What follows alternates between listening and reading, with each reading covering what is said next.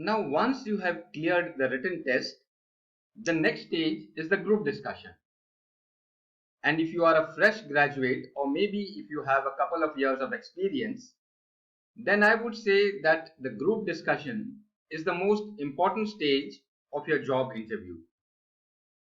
But before you go for the group discussion, you need to understand as to why a group discussion is conducted.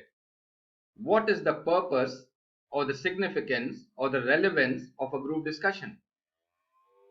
You see, when you work for an organization, you don't work as an individual. You don't work in isolation. You work as part of a team. And when there is a team, there is a team leader and there are some team members. So for your subordinates, you become the team leader, and for your superiors, you become the team member. So at times you perform as a team leader, and at other times you perform as a team member. And more often than not, you have to perform as a team leader and a team member simultaneously. Because on one hand, you are dealing with your subordinates, and on the other hand, you are dealing with your superiors. So how do you become a good team leader and a good team member at the same time? What are the qualities of a good team leader and a good team member? Now, if you ask me, as a soldier, I would say a good team leader is the one who will do everything possible to ensure that the team members are not let down. And a good team member is the one who will do everything possible to ensure that the team leader is not let down. And when they work as a team, they ensure that the team is not let down. So how do you do that? In real life situation, what happens is, at times when you try to project yourself as a good leader, you tend to let down your team members. And when you try to project yourself as a good team member, then you let down the team leader. Let me explain to you with a real life example, and then I will come back to the group discussion. Say for example, in an organization, you are leading a small team, and at times when your boss calls you and admonishes you for something, then often it is seen that the person breaks down, or rather he will try to put the blame on one of the team members. He would say, for example, that look boss, I have been working round the clock, but so and so member of my team is not cooperating. In fact, he is not only inefficient, but at times he instigates other members also. This is not a quality of a good leader. A good leader has to take the onus of his team.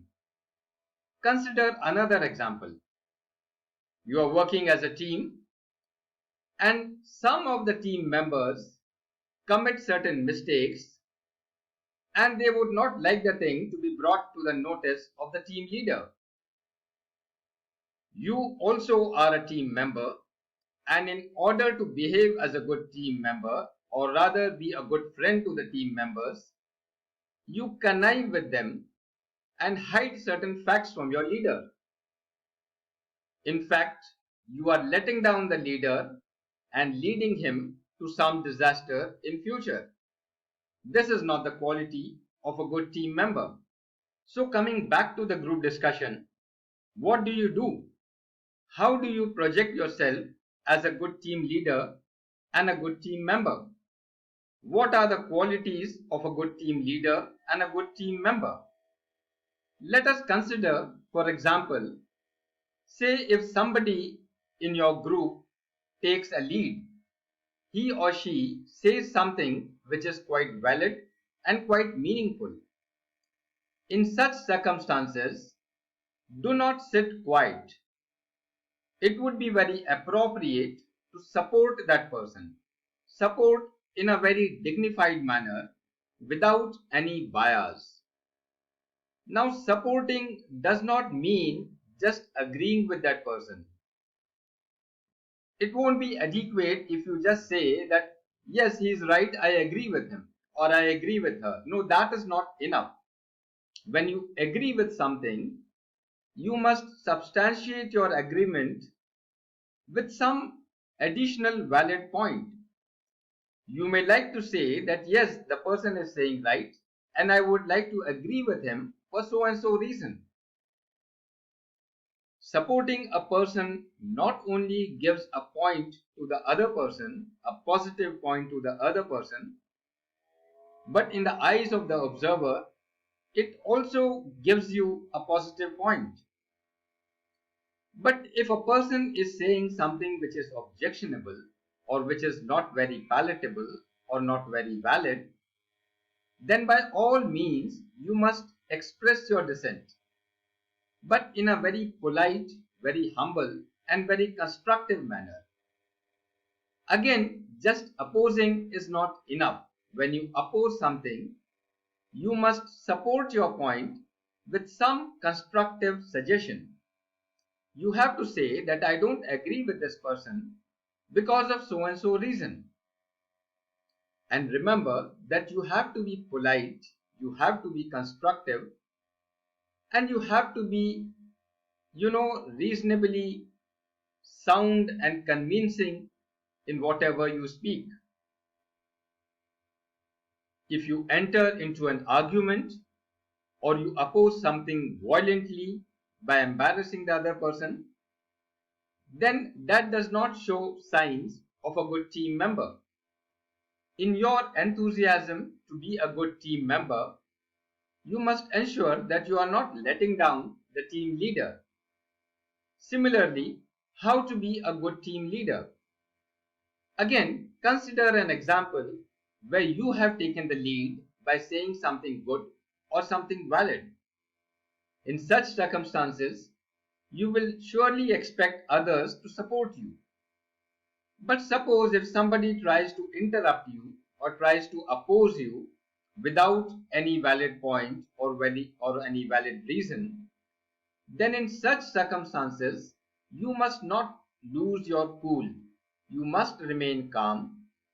Try to convince the other person.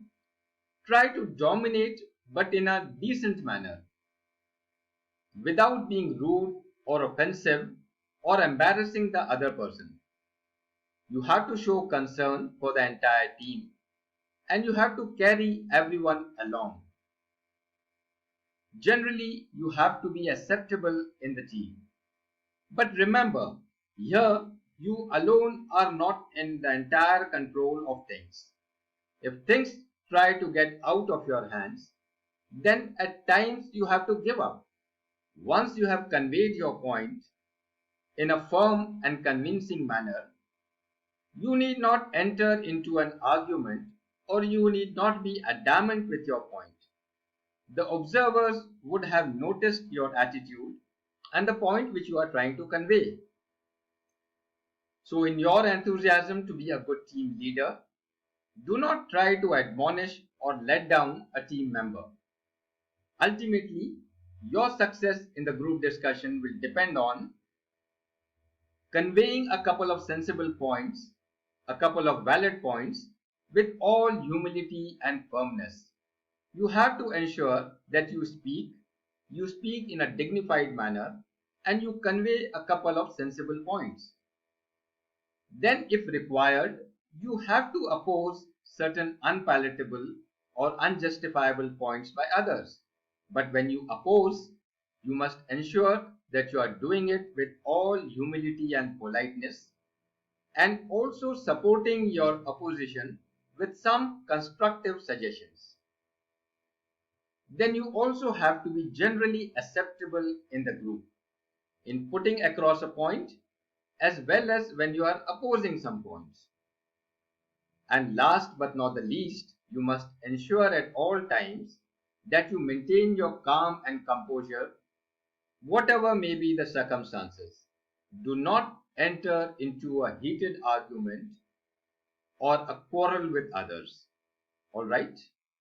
Now, if you think over and if you remember the points which I have told you here, then I'm sure that you will come out of the group discussion room as a successful candidate.